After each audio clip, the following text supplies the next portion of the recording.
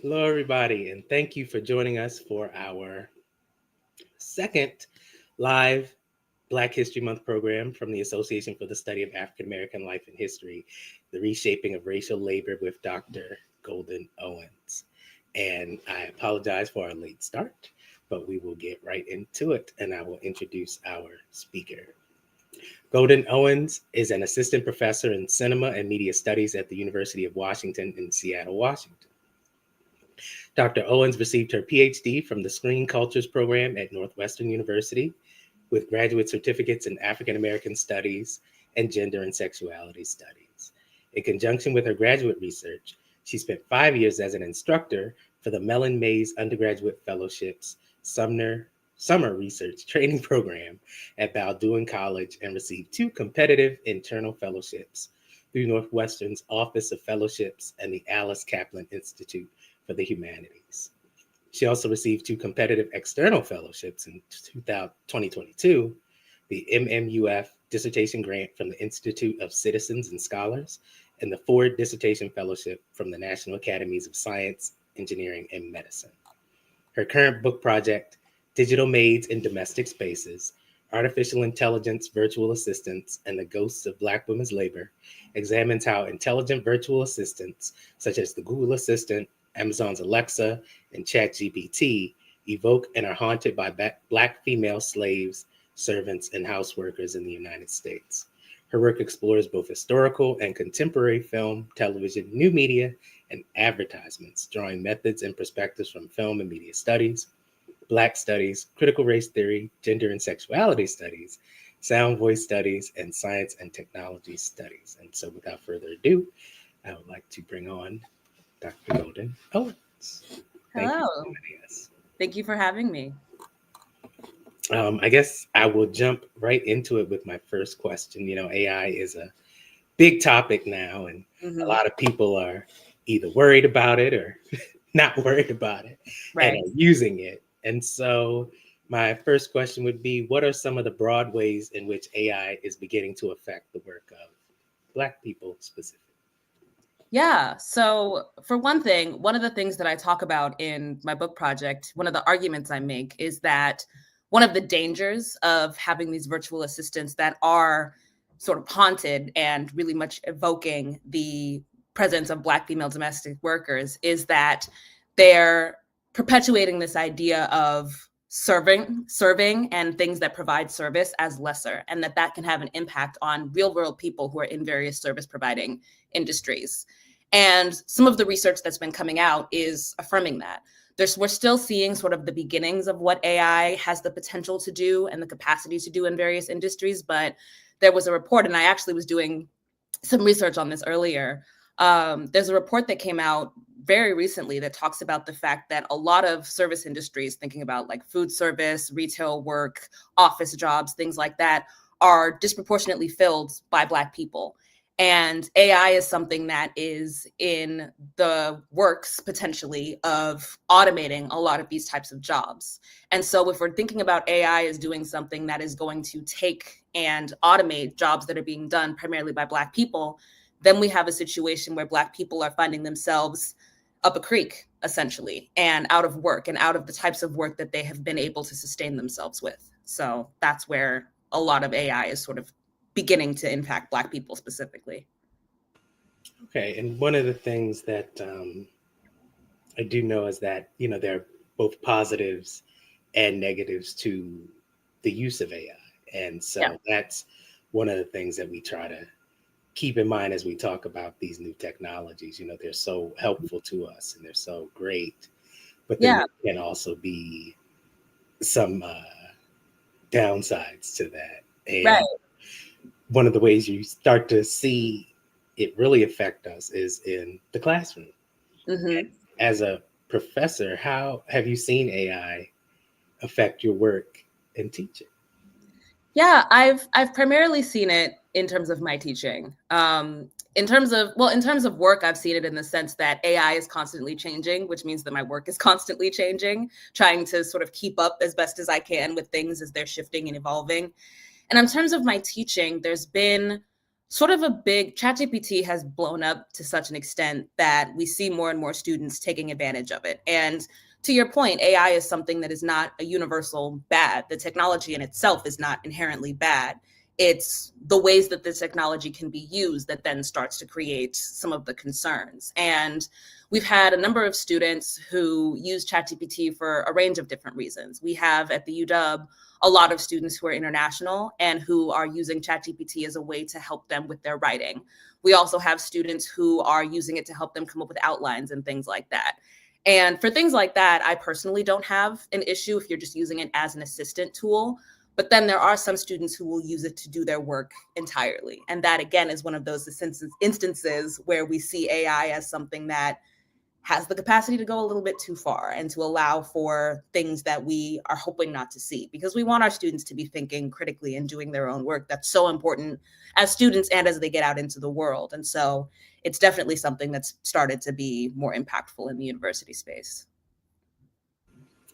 That's a good point. As I teach as well, and I'm looking at my students and they're submitting their work, and you send it through these systems that check for all that stuff. And Mm-hmm. one thing I learned is that Grammarly comes up as AI generated Yep. if you check it. And so, it's just such a new space, and Yeah. we are navigating uncharted waters True. as we work with Truly. these generative AI. I know in my workplace, they've banned us from using Chat GPT Mm. and AI services because they don't trust them. Yep. And you see that a lot because, and where do you think this mistrust comes from? I think a lot of it comes from the fact that we still don't know entirely what AI is capable of. I was just talking about how it's constantly changing. And as it changes, it gets smarter and smarter and able to do more and more things. And we're still not 100% sure of, in many cases, we're not sure exactly how it works. In many cases, we're not sure exactly how it's being used and how, especially the larger companies that are involving it, are using it. And I think that also AI is getting smarter, but there are many ways in which it's still not as smart as many people would like for it to be. I think about the fact that people were able to confuse and to trick Google Gemini, their Gemini AI, when it first came out, and to just get it to spout completely incorrect information. And, there was something about, the best way to prepare a hot dog is to take a dog and put it on a bun and put ketchup on it, just weird things. And so I think the distrust simultaneously comes from how smart it can be and how dumb it still is in some ways. And we all are still trying to figure out what's going on with it. And while we're trying to be in the figuring out phase, it's like, maybe we just don't involve ourselves with this too much right now. That's a great point. Mm-hmm. And I know in your work you focus on intelligent virtual assistants, Yes. which we're all using so much of, like Siri and Alexa and all those, Mm-hmm. and how the use of Black voices could call back to historical bias. And Mm-hmm. could you share a little about this with us? Yeah, absolutely. So I have a chapter that's specifically dedicated to the voice, because the virtual assistants that we use, Siri and Alexa, and ChatGPT has a voice now as well. These are all voices for whom the default voice is a white woman's voice, sort of a flat accented white woman's voice. And yet these technologies are derived from and are very much influenced by Black women. And so one of the things that I explore is what it means that the default voices of these assistants have now been made white. And making a long historical exploration short, one of the things that I talk about is the fact that there was this shift in the 20th century where a lot of organizations, including organizations like the NAACP, started talking about the wrongness of using specifically like dialect humor. So specific instances of promoting Black voices as sounding a certain way. And the response to that, the mainstream response to that was, well, we just won't hire Black people. And instead we will have white women voice these maids and robots voice these maids. And so that ended up being where the origin of the white voices came in. But then something really interesting happened starting in 2019, which was that basically all of the big tech companies that do these virtual assistants started incorporating specifically Black celebrity voices as part of the technologies. It started with Samuel L. Jackson for Alexa. You could either get the clean version or the dirty version if you wanted Samuel L. Jackson to curse at you. And then almost immediately following that, Google announced John Legend, and then Amazon announced Shaq, and then Google announced Issa Rae, and there was this sort of weird back and forth ping ponging happening. And then Waze, the map that you can use, also had a lot of Black voices as well, Black celebrity voices. I think Snoop Dogg was one of them. So there was this interesting period from about 2019 to 2021 where all of a sudden there are these Black celebrity voices that are popping up as part of, an option that you could use for these different technologies. And it ended up being, again, one of those things that was a positive and a negative, because on the positive side, a lot of users felt very represented by these voices. Many users felt, oh, I can have Issa Rae talking to me, that's so wonderful. I feel myself and I can see myself being represented in this technology. But on the other hand, there's a way in which bringing Black voices back into the space of a virtual technology that is built upon understandings of what labor looked like, that itself was built upon Blackness and on Black bodies performing that labor, that gets a little sticky. Because all of a sudden you have Issa Rae, you can say Google talk like Issa, and then you have Issa Rae fulfilling the same types of duties that historically were performed by Black people in the first place. Issa, get my groceries. Issa, turn on the Roomba to have the Roomba clean my floor. And then the line gets blurred in a very particular way. And so one of the things I talk about is that while there were some positives to incorporating Black voices into these technologies, because of the history, you can't divorce the reality of those Black voices also sort of conjuring these earlier images as well in the technologies. It's a great point as you talk about Black voices and their use. Makes me go back to Marlon Hurt, who voiced Beulah on the radio, and you have a white male playing a Black woman putting on this sort of Black scent in the 1930s. And so, that's not something that is sort of new to us.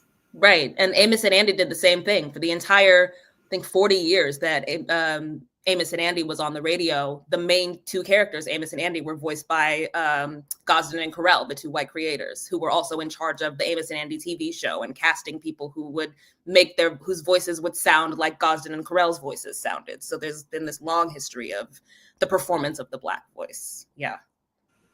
Yeah, I think it also goes to the idea of stereotypes and what it is to be Black and what it means to be Black. In my class, I play a clip of, and of course, as I bring him up, his name will leave my head. But we have a whole discussion about what is Blackness in the 1980s. As you see more Black people step into the forefront in terms of entertainment.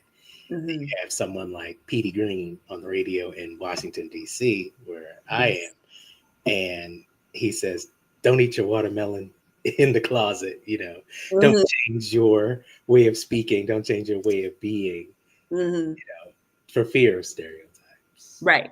And then you have Diane Carroll playing Dominique Devereaux on Dynasty, trying to break racial stereotypes. Right. Yeah. And so, there's some definite connections between sort of the representation of Black people and their labor in the past, as well as today. And taking it back to AI in 2023, the Center for American Progress recommended that the U.S. adopt a worker-centered approach to the development of AI. So what are your thoughts on this? And do you think it will sort of protect us in a way? Yeah, I think it's a great idea. And I agree that that's what should be done. But I question whether that will be done in practice. Because if you look at the history of labor-saving devices, meaning devices that have been instituted in an effort to sort of change the way that we're doing things and save labor, particularly for white Americans, often they have been things that have gone on to either significantly diminish or completely eradicate the way that things were done beforehand.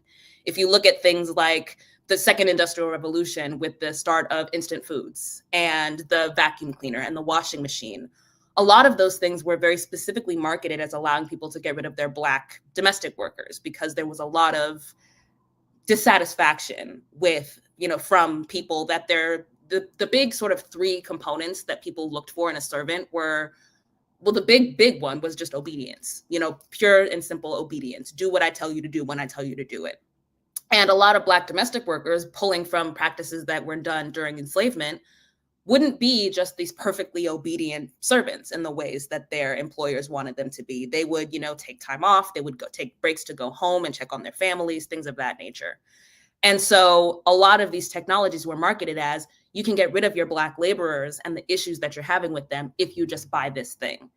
And so because there's already a history of people employing labor-saving devices as a way to get rid of Black labor in particular, and to get rid of labor more generally and make things easier, it wouldn't surprise me if AI repeated history in that sense. And with domestic work has continued, but it did decrease significantly in the years following the second industrial revolution, both because Black women were finally able to gain work in other arenas, which they hadn't been able to for a long time, but also because there was this increase in the new technologies that were being used that significantly decreased the need for domestic workers.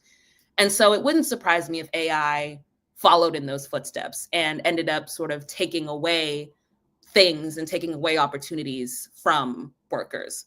By the same token, though, it makes me think about a lot of scholarship that's been done on automation, because automation studies has for a long time been saying, it started off by saying we're all going to be replaced by robots. And then more recently, it's become, well, actually, I think some of this is a little bit overblown, because maybe there is a space for people who are there to operate the robots, and people who can be trained to better navigate these technologies, and people whose jobs become maybe not doing the task themselves, but making sure that the robot is doing the tasks appropriately. And so I think if we go in the latter direction of ensuring that there are people who are using AI to augment their jobs and allowing AI to be something that augments work that people are already doing, then we'll be fine. And that is a protection. But the question becomes, the people who are in charge of creating these different AI systems and making AI smarter and smarter and more capable, will they actually go in that direction? And history leads me to be a little bit cautious about whether or not they will go in the route that will actually protect workers in that way.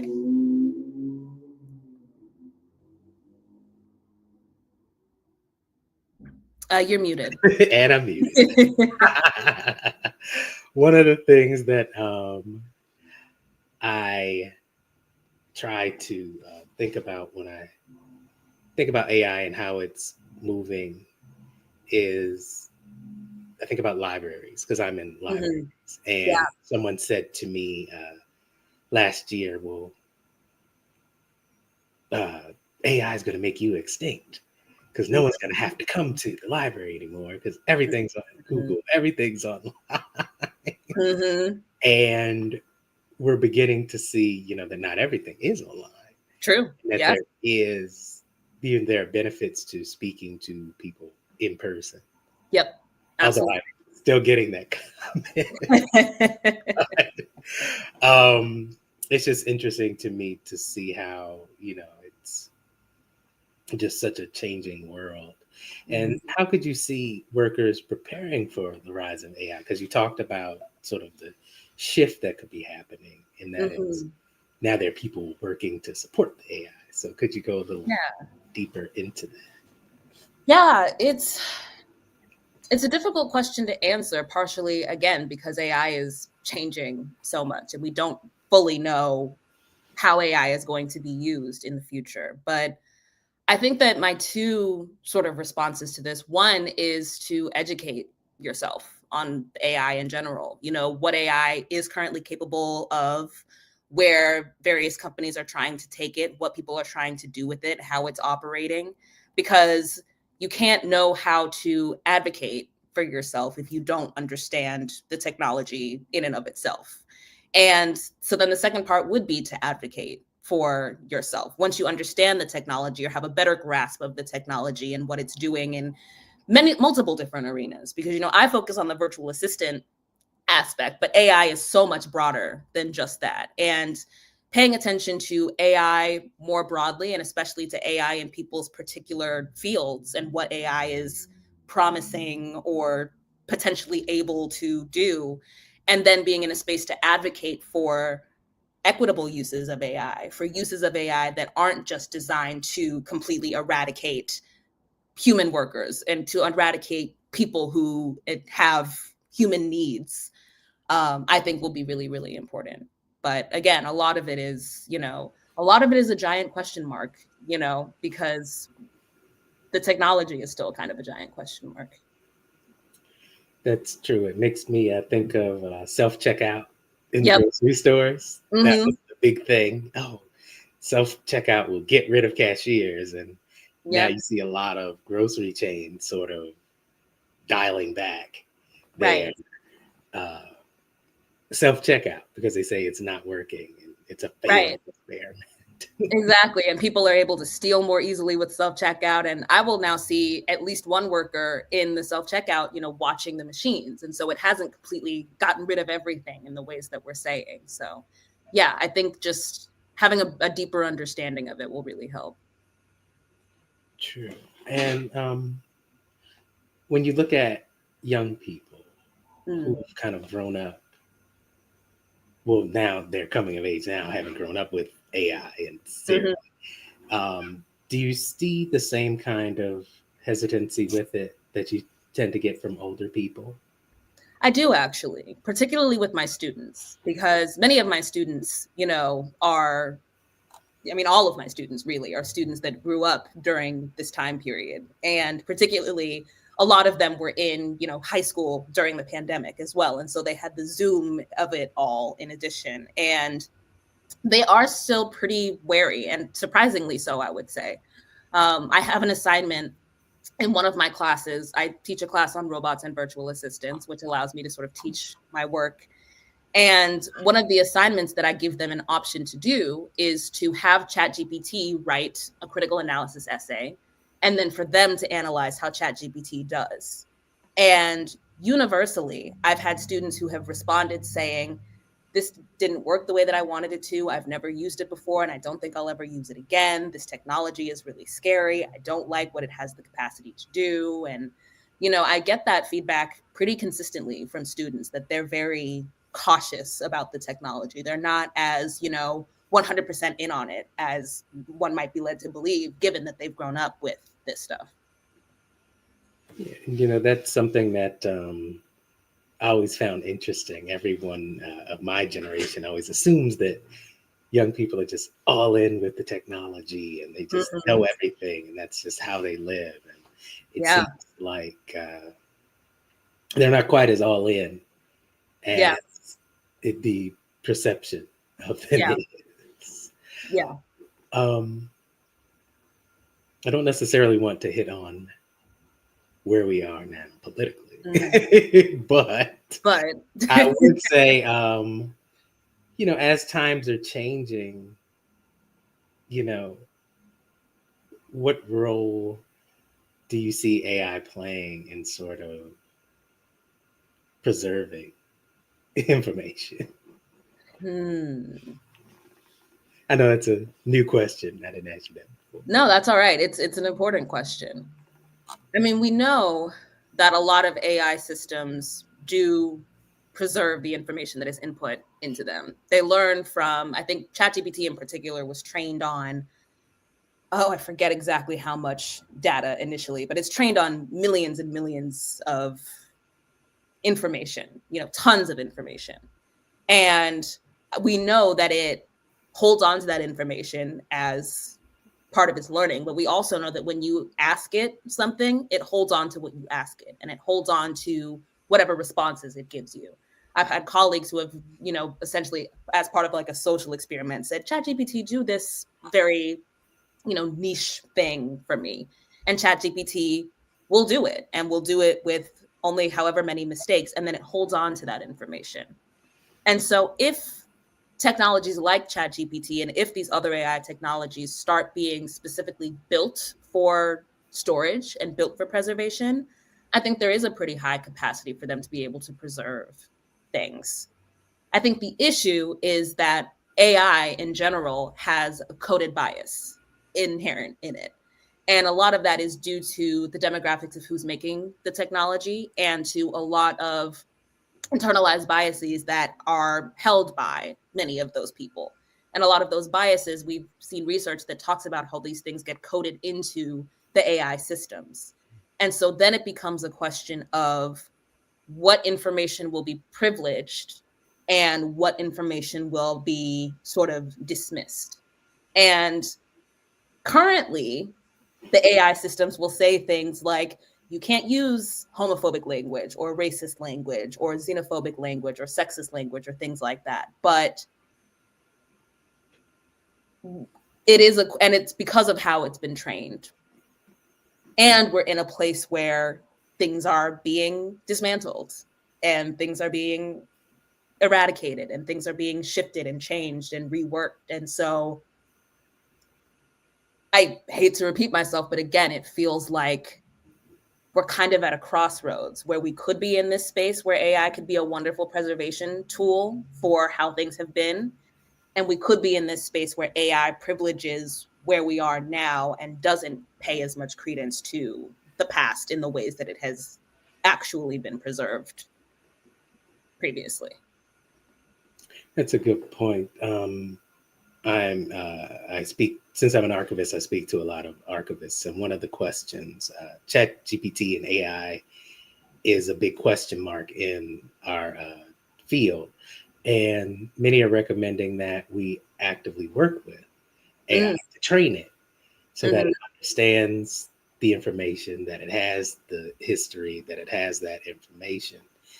So is that something that you would recommend, that more of us work with it to train it to understand our culture, our history, etc.? Yeah, I think that would be a positive, because AI learns based on who is training it and on what information it's receiving. And so if it's receiving training and information from archivists and from others who are dedicated to preserving the past and dedicated to preserving information, then I think that is a positive. Again, my brain is going in a bunch of different directions because there's the part that goes, yes, but what if, all of those things, which, I don't think I'd be a very good scholar if I didn't consider multiple angles of things. But I do think that would be a positive, especially since so much of what AI is currently trained on is not that. It's trained on whatever is publicly available on the internet. And there's a lot of stuff that is publicly available on the internet, and not all of it is the greatest. So I think that any training that it could receive that is more so dedicated to preserving truth and knowledge and history would be a positive. I think so too. And I've really thought about how I could help or use AI. I don't use AI because I just have not decided to move in that area. But I've thought about it because the question is there, and I've been pitched AI tools to help me do my work, and they seem fascinating. I don't know. It seems like time-saving tools as opposed to replacing the work of a human in person. So, it's always an interesting question to me. Yeah. And again, if it's used in sort of a time-saving and not replacing way, then I think AI can be a wonderful tool. It just becomes a question of, is it going to stay in that space? So. I'm a fan of Black Mirror. So sometimes you think of this dystopian reality of the future. It's going to take us all over. Yep. They've been warning us for decades at this point. The media has. So. Well, I don't see any questions in our chat. Okay. I'm wondering, there are folks, everyone's telling us where they're from, which I appreciate. Folks from South Carolina, New Jersey, the Sankofa Mobile Museum. I like that. Louisiana State Museum System. Happy to see that. So we have people from all over the country here. Um, what I do wonder is, as I talk about, oh, got it. Are there Black focus groups that are organized to work with AI as far as preservation and training? Hmm. It's a good question. That is a good question. I'm not sure. That's something that I would need to look into. I feel like if there aren't, there should be. I wouldn't be surprised if there were, though. I mean, even at the UW, I'm working with other Black folks on digital stuff. And so it wouldn't surprise me if there were Black focus groups that were focused on that. Now, our next question is, how do you validate sources in AI? Yeah. So some of it is going directly to the source. So looking at things that are produced by OpenAI, which is ChatGPT's home company.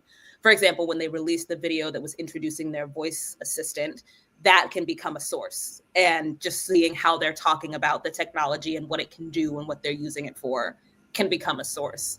Same thing with, academia has shifted to the extent that it will allow more things to be sources than they would have allowed previously. So things like the social media website Reddit, which, a part of me is often like, how am I on Reddit doing research on AI? But there are people who have written entire books about it and who have used it. And so seeing how audiences are responding to and talking about these AI systems also is something that can become a source.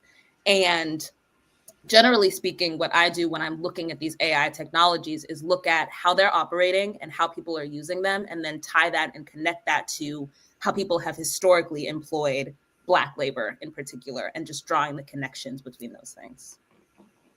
Cool.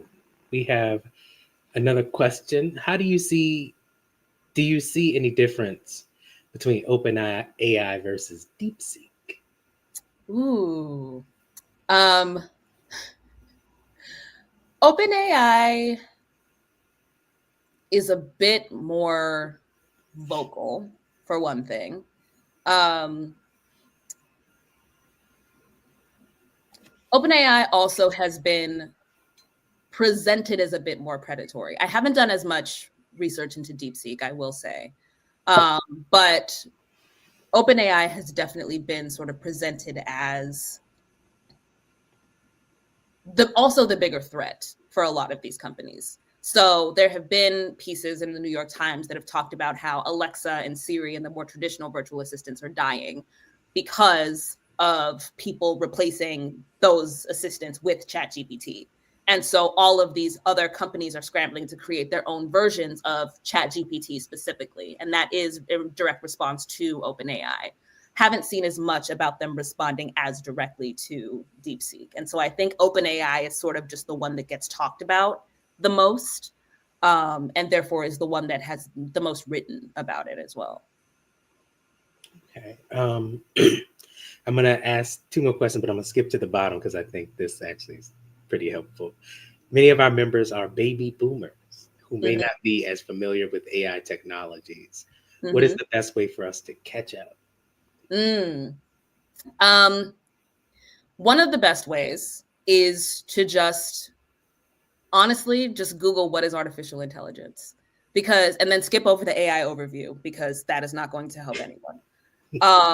But honestly, that's one of the first ways that I got started, was looking into just doing a basic Google search. And then also Google Scholar is a great interface as well. Google Scholar is just scholar.google.com, where you can find academic things that have been written about what artificial intelligence is and how it operates. I think also understanding what artificial intelligence is comes down to understanding that it is a technology that is based upon previous technologies that have already existed. So it's a technology that is trying to take, especially service providing technologies, and just make them smarter and make them more automatic. There are also, an important thing to know is that there are different types of AI. So there's generative AI, and then there's adaptive AI, and then continuous learning AI. And adaptive AI is sort of like what we have with Alexa and Siri, where they will, sort of adapt to whatever information is given to them, and they get programmed. When you get updates to like your Alexa or to your Siri, that's because some programmer has taken into account things that it has been fed and has manually programmed in ways to make the AI better. Whereas something like ChatGPT is continuous learning, meaning that it is learning as you input information. And so there isn't someone manually going in and fixing things after the fact. It is actively learning while you're doing it. And so I think knowing that there are different types of AI is one way of understanding what it is and where to get started. And then again, just doing a very basic search for what artificial intelligence is and how it's operating is a really good place to start. Thank you. Thank you. I think that's really helpful. And I hope people do look into AI and I do learn too. about it. Yeah. Yeah. Now, there's another question. Curious your thoughts on the AI generated accounts that Meta tried to roll out earlier this year. Oh boy. This is where I try not to go on a rant. I think multiple things. One of the things that I think is that a lot of these AI generated accounts are things that were generated as a test of some kind, as for to see how people would respond to them. I think about things like people are now telling ChatGPT to act like their boyfriend, for example, and having conversations with ChatGPT as if it is a romantic partner. And one of the things that technology has sort of been responding to is a loneliness epidemic. And a lot of people have been using these sort of virtual aids, virtual profiles, virtual, girlfriends, things that you can find AI based as a way to solve their own loneliness, as a way to have someone to talk to. And so in that respect, I think that these technologies were sort of meant to sort of get a feel for how people would respond to them, because there are people who have been using them particularly as a way to try to engage when maybe they're not engaging as much in their daily lives with other people as much as they would like to. I personally think that they're very creepy, especially since many of them were based on celebrities, if I'm recalling correctly. They had them it would be a celebrity's face, but the name is different and it was entirely AI. I think that that is potentially very dangerous, because when applied to celebrities and public figures, it's already very concerning. But knowing that that is the kind of thing that could be applied to non-celebrities and to people who aren't public figures, that then becomes something that's really potentially very dark, because you have this situation wherein you don't know whether you're talking to a real person or not. You don't know whether you're engaging with someone who has good intentions for you or has feelings or has empathy or not, or whether you're talking to an entity that was created specifically for a particular purpose and that doesn't have humanity, essentially. Yeah. I also think that they're sort of blurring this weird line between service and entertainment for me. Because on the one hand, a lot of people, when these first came out, were saying, oh, it's just entertaining to talk to this one that looks like Tom Brady and see what Tom has to say about his history and what Tom has to say about what he's learned about me, etc. And so people were using it as very much an entertainment factor. But also it blurs the line with service, because it comes down to being able to ask and or tell these AI entities to do things for you and to perform certain things for you. Going back to like the ChatGPT boyfriend thing, which my students will not stop talking about. Um, do this for me, respond to me in this way, perform this action for me. It again creates a weird, like, I'm entertained and I'm also having a service provided for me. And that line is a really interesting one for me, particularly in my own research, because that's always been sort of a blurred line. A lot of, domestic workers were expected to do things like entertaining the children. And so there's always been, and Alexa, if we think about Alexa, one of the things that it says that it can do is entertain, provide entertainment, facilitate entertainment. And so it feels like an even more blurred line between something that is meant to entertain you and something that's meant to provide you with a service. And I'm still sort of working out my full thoughts on that, but it's definitely something that I find really interesting. Yeah, as you were talking, I thought back to a case in Baltimore Mm-hmm. where an educator was just sentenced to jail time because he pretended to be the school's principal and put out a racist message using AI. Wow. And they thought it was the principal and he was about to be fired. And then they said, wait a minute, what happened? And they did a little more deeper dive and they Mm-hmm. discovered that no, this wasn't real. It was AI generated. Wow. And it was, it just is really scary to think Mm-hmm. about. And I'm going to rephrase a question that is in the chat because it can be very, AI can be very scary. And a lot of people have a lot of fear now. Mm-hmm. And, they feel like, things like this can force people out of the workforce. Mm-hmm. And so, what would you say to those people who have the fear that it's going to force them out of the workforce? Will be to quote this comment, the end game. Mm-hmm. I would say not to be too worried just yet, in part because, as I've said repeatedly, and hopefully I don't sound like I'm beating a dead horse, but we're still trying to figure out what AI is and what AI can do. And we're probably going to be figuring that out for a very long time. And so there is not, and I hope I'm not wrong about this, but there does not seem to be, based on the direction that AI is going in and on where it currently is, like there is an immediate cause for we're not going to wake up tomorrow and find that AI has taken your job away, has taken away your livelihood. I will say, I would say to be wary of it and be aware of what it's doing and be knowledgeable about it, because it's better to know your enemy, and not to cast AI as the enemy, but I mean, if we're talking about the end game, that is, I think fair language to use. It's better to know what you're facing, and it's better to know what is possible. And I would also say to be aware of what your options are, because while it may seem like AI is going to take over and that's it, and there's nothing left, that's never going to be true, because there will always be things that are only possible by human hands. There's a reason that technology hasn't taken over everything yet. And it's because there are some things that require a human touch. If you look at the robots that are coming out of Boston Dynamics right now, they're great, but they still need humans to guide them and to program them and to work on them. AI has not gotten to the point, and there are people that are working on putting into place ways to ensure that AI does not get to the point where it just becomes, a Skynet situation and completely takes over humanity and decides that we're all evil. And I firmly believe that there isn't space for AI to completely eradicate need for human beings. And so I would say to be wary, but don't be entirely pessimistic either. Right. And we just had a good question in the chat. It says AI now feels like the advent of the internet in the late 90s. We Mm, didn't know how the landscape would change. How do you mhm. think AI compares to the advent of the internet?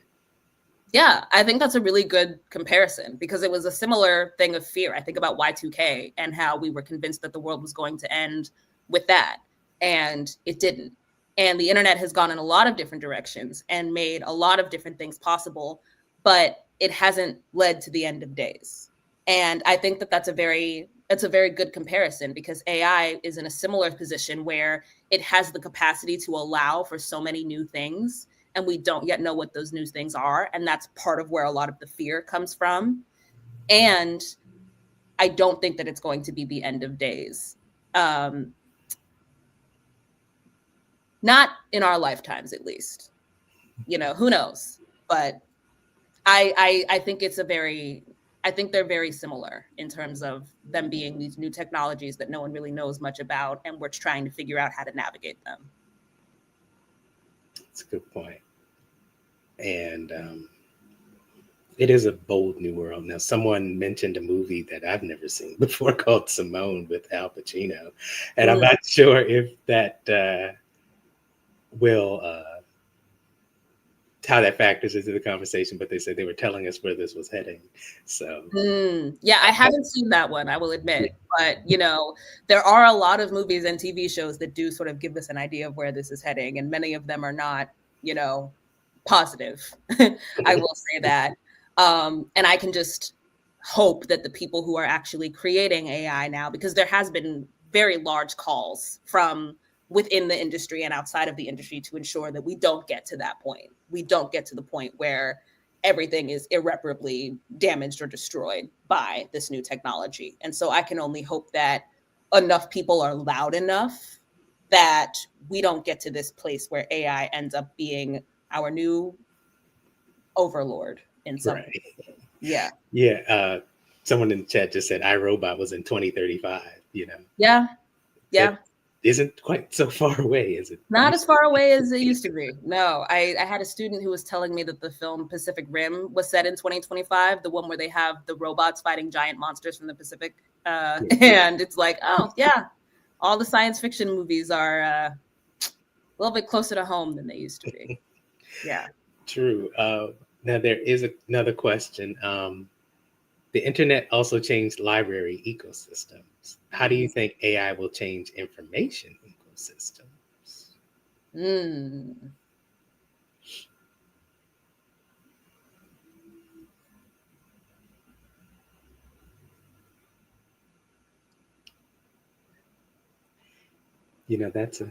That is a very good question. It is. And one of the things that I see, as you think of your answer, I'll just say one Mm-hmm. of the things that I'm seeing with AI is that it's helping to gather information.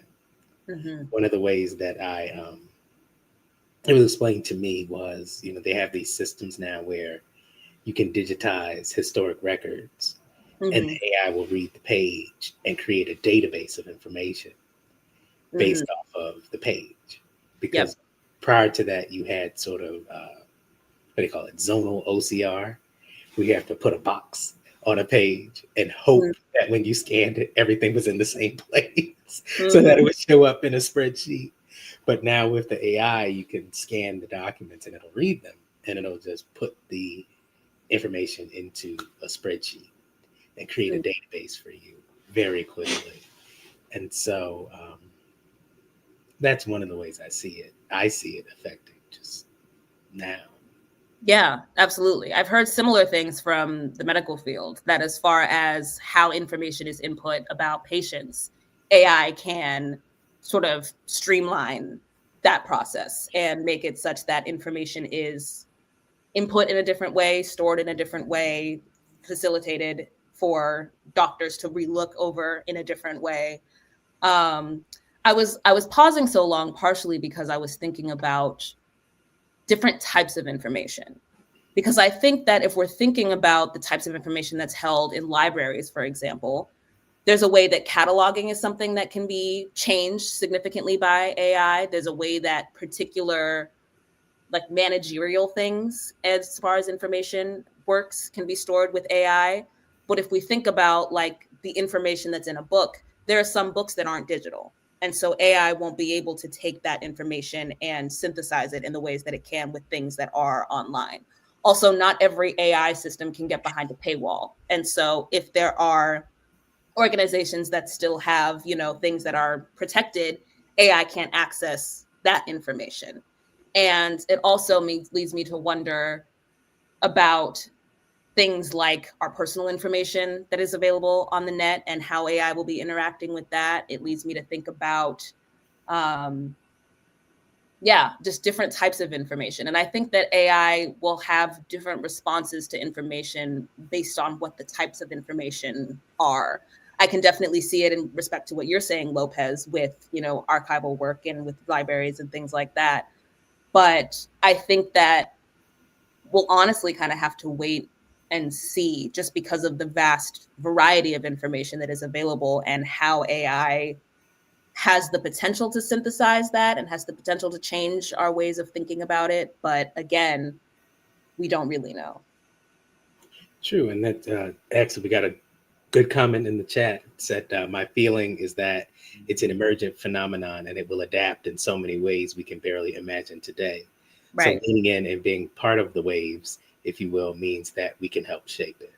Exactly. Yeah. And I think that that's the biggest thing, is that we're in a position now where we can shape AI, even if we're not necessarily the ones who are behind the technology.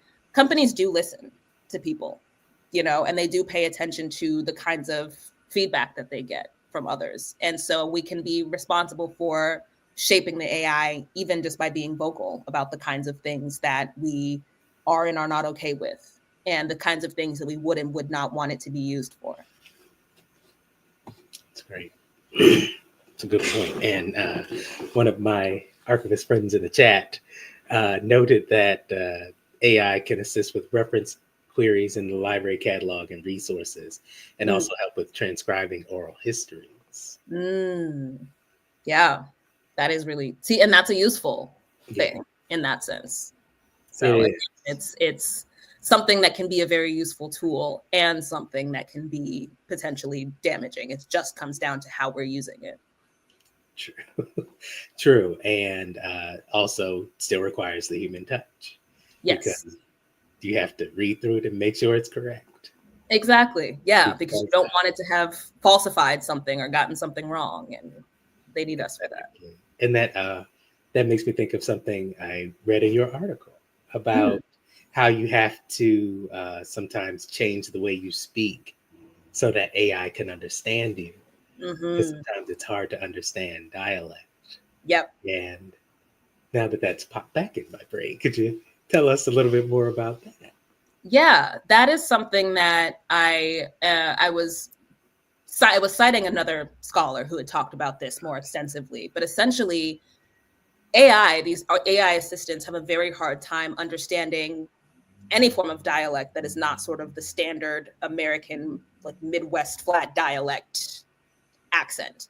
And so a lot of people who speak English as a second language, people who have particularly strong regional dialects, people who are talking in AAVE, aren't as easily understood by a lot of these technologies. And so there are people who have either had to have friends speak into the devices for them, or who have had to find a way to put on a white voice, so to speak, in order to be understood by these technologies, which is another thing that is speaking to some of the bias that gets coded into them. Because if these devices can only understand a particular type of voice, it's because a particular type of voice was what was being accounted for when creating these technologies in the first place.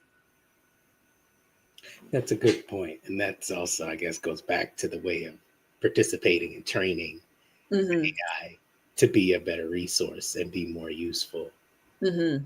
helping it understand these different dialects and accents and things like that. Yeah, exactly. And so I believe that is our last question in the chat.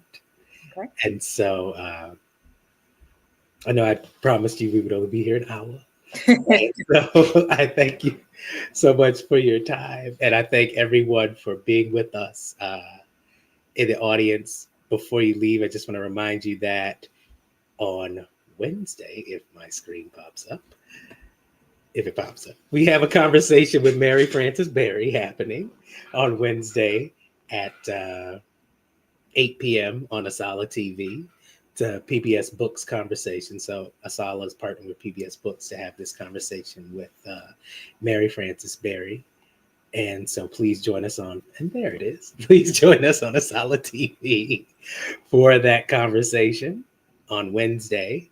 And if you are in the DC area, please join us for our Asala Black History Month luncheon, which is happening on the 22nd in Washington, D.C. So check it out on our website at asalh.org, asalh.org.